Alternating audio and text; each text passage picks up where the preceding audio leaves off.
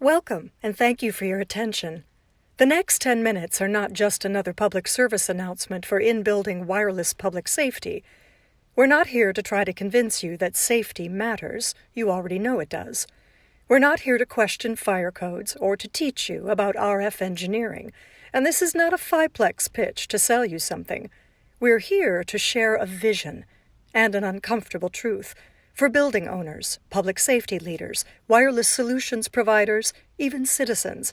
We're here with a challenge to all our stakeholders, a challenge to do better. You have visible fire in the window of the second floor on the AB corner.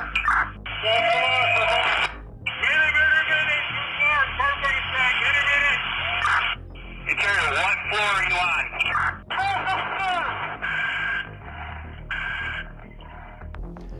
Thousands of times a year, every single day throughout our country's 5.5 million buildings, an emergency sets off an orchestrated chain of carefully coordinated events. Dedicated emergency first response professionals take instant, selfless action on our behalf, risking their lives, ready to face whatever's waiting inside. We arm them with cutting-edge tools, we train them for their unique roles, and then we send them into structures that are woefully, shamefully unprepared to help them succeed. We can do so much better. We have to do so much better.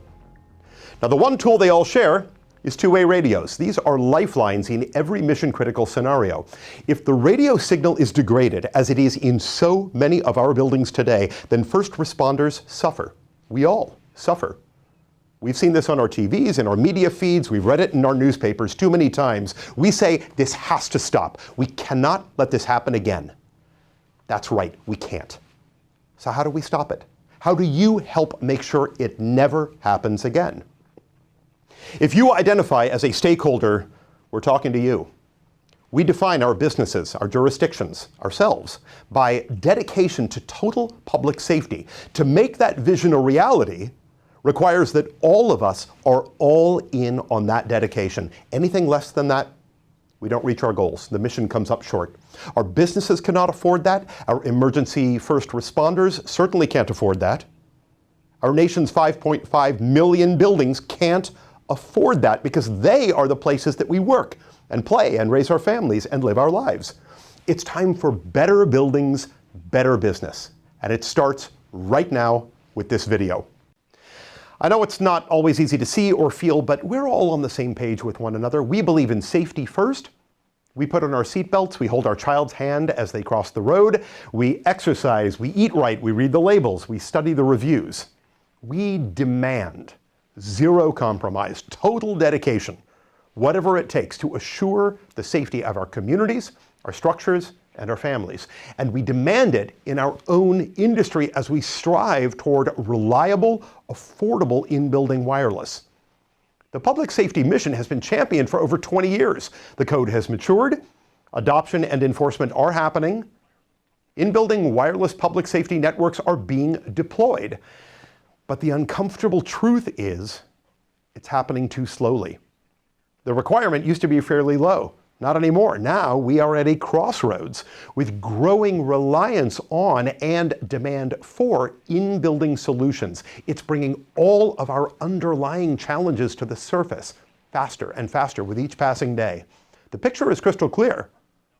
We're just not scaling fast enough, or affordably enough, or cooperatively enough to meet market demand. Now, we have made some great progress together over the last 20 years. We have worked toward increased in-building wireless coverage for public safety. We've set a constant pace to meet code and performance requirements. We have learned a lot. And we've also learned that solutions installed just a few years ago may no longer perform as required. They may not meet current code. They could impact adjacent properties, even worse, the entire macro network. Jurisdiction code adoption and enforcement, it is progressing, but it's inconsistent. How do we assure that the next 20 years are more successful than the last 20?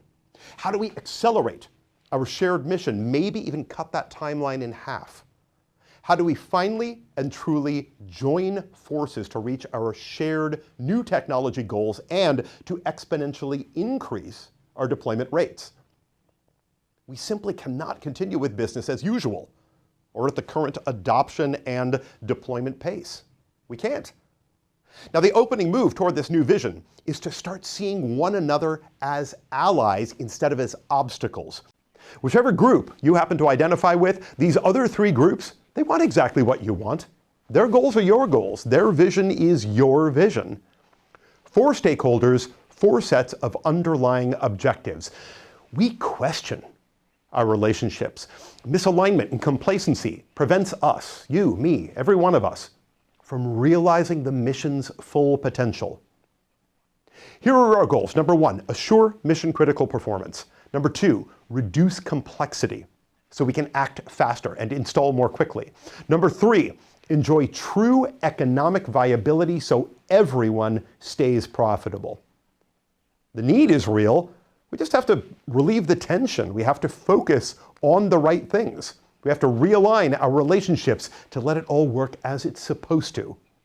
If we do that, the potential payoffs are so exciting. Imagine what it's going to feel like when we finally come together and succeed as a team. We're going to make the world a better, safer place.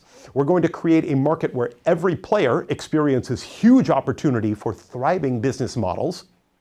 We're going to raise everyone's expectations to new levels and mutual benefit. If you're a systems integrator, you're going to see more business opportunities. If you're an OEM, you're going to enjoy greater demand for products and solutions. If you're an authority having jurisdiction, an AHJ, you're going to fulfill the mission of your communities, and your job is going to get easier. If you're a building owner, you're going to recognize the benefit of providing tenants with a safer building. Everybody wins. That is better buildings, better business. We start by reassessing our strategy, so we're all working on the right things. So for example, why are AHJs expected to become RF engineers, burying themselves in endless technical training instead of creating better, standardized, repeatable, and accessible codes? Why should SIs spend their time customizing each deployment and driving an additional cost and complexity? Why are OEMs seeking to influence code when they should be innovating new products for a hungry marketplace? And why are building owners not embracing and proactively funding technologies that they know will increase the safety of their buildings and increase tenant demand and pricing? Now, the answers to these challenges, they can't be theoretical. They can't just be brushed aside because it's uncomfortable or it's too difficult or, well, that's the way it's always been. We are all responsible for readjusting our approach to our shared mission. We all need to recognize our strengths and our weaknesses and commit to doing what we do best so our allies and the other 3 stakeholder groups can be doing what they do best.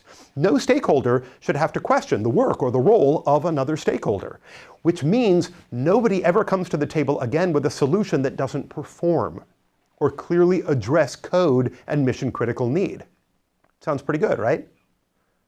All right, so we're going to point a few fingers right now so none of us have to do it later on.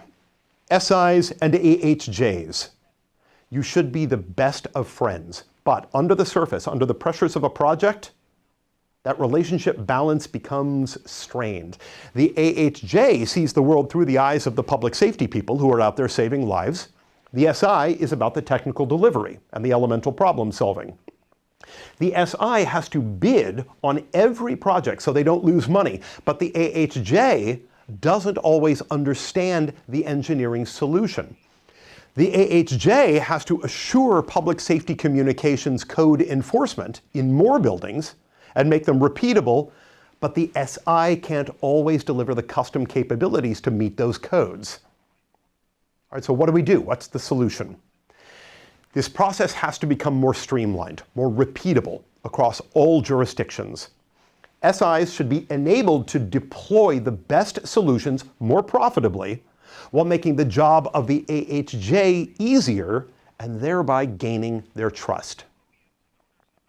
OEMs and owners, of course, have their own set of challenges that have to be addressed and restructured. Historically, OEMs focused on large venues, delivering bespoke solutions based on each project's requirements. That impeded the ability to scale for the broader market. Meanwhile, owners have viewed public safety as an expense rather than an asset investment. Okay, how do we change that paradigm? Well, building owners have got to become more engaged stakeholders in this wireless world, proactively creating safer environments for their tenants, more differentiation with their investments. OEMs that are all in for public safety need to deliver true mission-critical solutions that allay any questions about performance or about code compliance.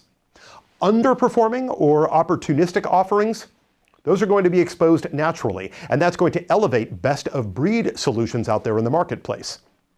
Remember, better buildings, better business comes from 3 shared goals: assure mission-critical performance, reduce complexity so we can act faster and install more quickly, and enjoy true economic viability so everyone stays profitable.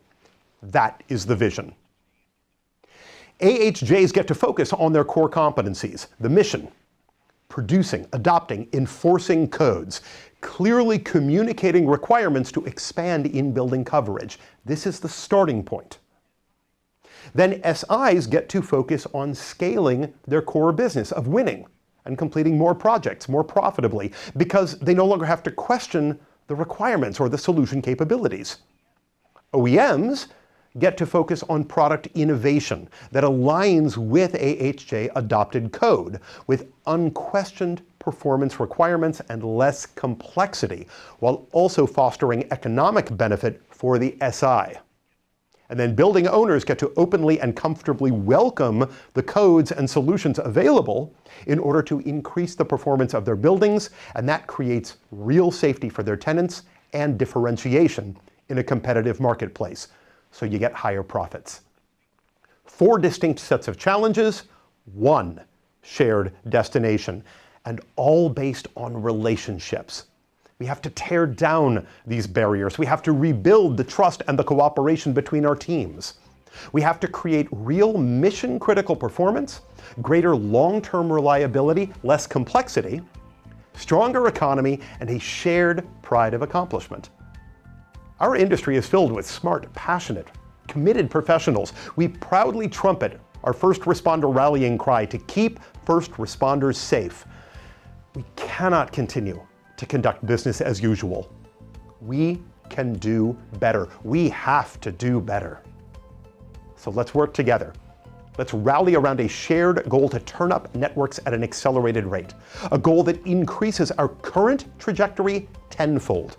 10 times more buildings, 10 times more projects, 10 times less likelihood that a first responder's communications are in jeopardy. Let's rethink our relationships so we can aspire to uncompromised installations, every building, every time. That is better buildings, better business, and it needs all of us together to get there. Join us today. You'll be so glad you did.